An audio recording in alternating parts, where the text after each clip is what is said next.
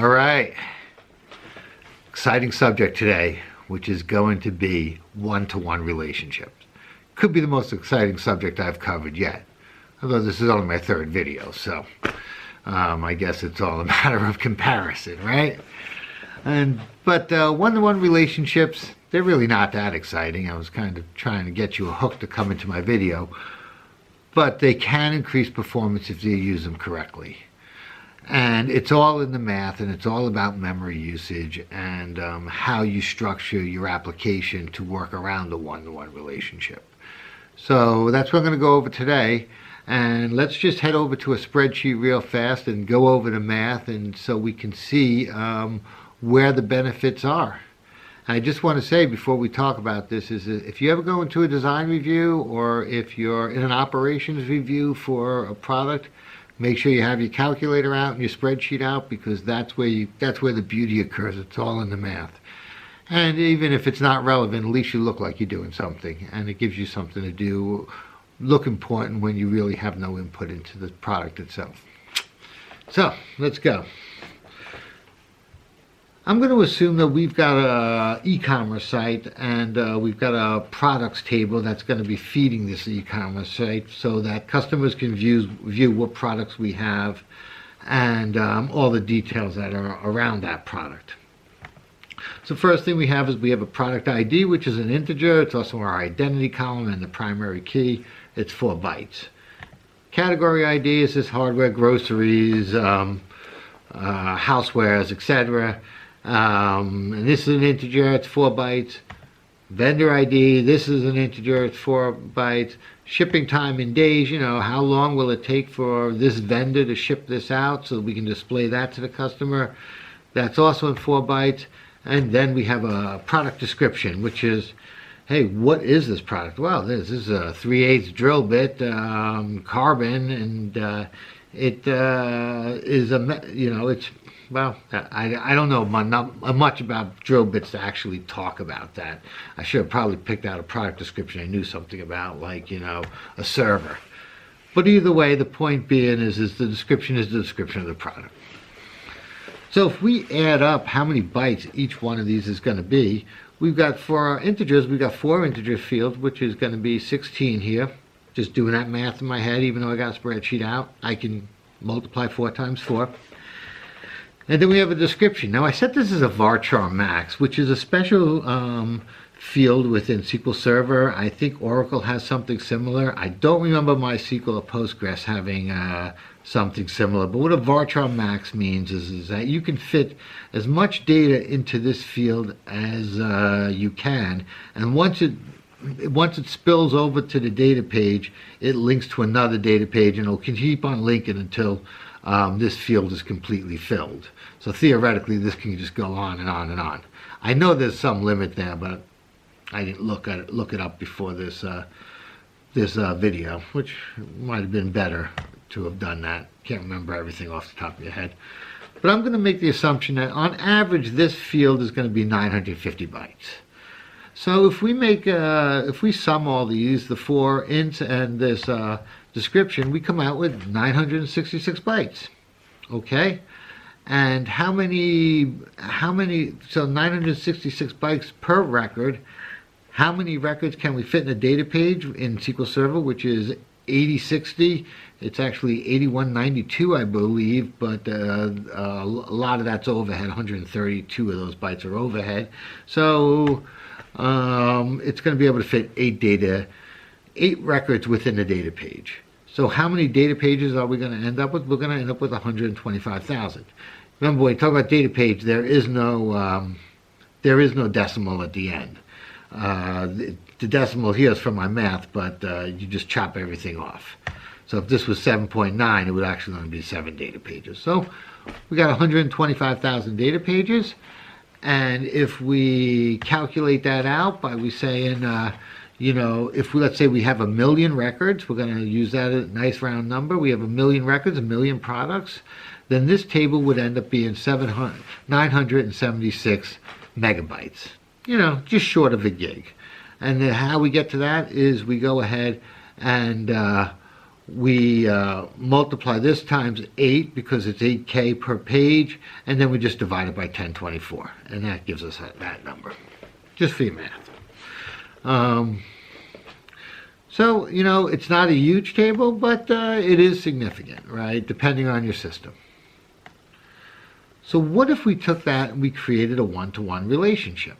As I said, you know, a one-to-one relationship is basically you're going to split up a table, and you're going to put part of a table in one table, and then you're going to link it to another table. So if we look here, we go ahead and we create the products table, and we create all the integer fields into this table. I should put a parentheses there. My copy and paste, screw that up just for cleanup purposes. We'll do that. And the second table is going to be a product description table. And notice we have our product ID because this has to link to our initial products table, and then we're going to sit this out with the varchar max. Now if we do the math on this, we're going to get 16 bytes in this, which will allow us to have 503 records per data page. So the total amount of data pages in this is 1988 compared to 125,000, and gives us a grand total for this table is going to be 15 megabytes. This is quite a bit smaller than our first table. And I know what you're thinking. You're thinking, hey, you haven't talked to us about the product description table. Well, because of the way I set this up, and I did kind of ring it in such a manner to allow me to do less work, being almost 1,000 bytes here, 950, so it's 954 bytes. And the numbers pretty much match up to what our original table was, because in this case we can fit 8 records per data page. Again, gets cut off at the decimal, even though it's a little bit smaller. Gives us 125,000 pages, 976 megabytes, just like above. And if we add these two tables together, because we've now split them apart, we're actually going to be larger than this top one, which is 992 compared to 976. 15.53, 18091 more. I knew it because I'm a little staring at that. So why would we break up a table only to make it actually larger? The two tables are larger than the first table. You know, that defies common sense. Well, that comes down to is how we're using this data. If this is an e-commerce site, like I'm saying, and you type in 3/4 bits, you're going to get a list of 3/4 bits. Maybe there's 100 results of that. And you're going to scroll down until something meets your criteria that you want. So you go ahead and you click on it, and when you click on it, then the product description will come up, whether it's in a separate page or underneath it. From the database perspective, the way this is working is that's 16 bytes, the description of the, not the description of the product, the attributes of that product, the fields within your database, that's going to be shown. And it's only when you click on that does it go back to disk, back to the secondary table to get that. And because you're getting it off disk, it might take 100 milliseconds. But if you're getting 100 reads before you actually have to go to that, it's going to be a lot more efficient to keep that 15 megs, that entire first table in memory, than to keep the one consolidated table in memory, because that's a gigabyte. Obviously, the benefits are there. So what you're probably thinking is, well, why would I go through the hassle of keeping two separate tables? I can just cover those 4 fields in an index, pull that index up into memory, work with that, display that, and then come back and grab the field description. Absolutely. In fact, I covered that scenario 2 videos back when I talked about covered indexes.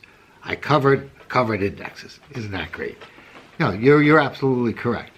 Where the one-to-one relationship comes into play is your update rate. So in this situation, assume that you are getting a feed every 15 minutes in from all your product vendors. So you're ingesting these feeds.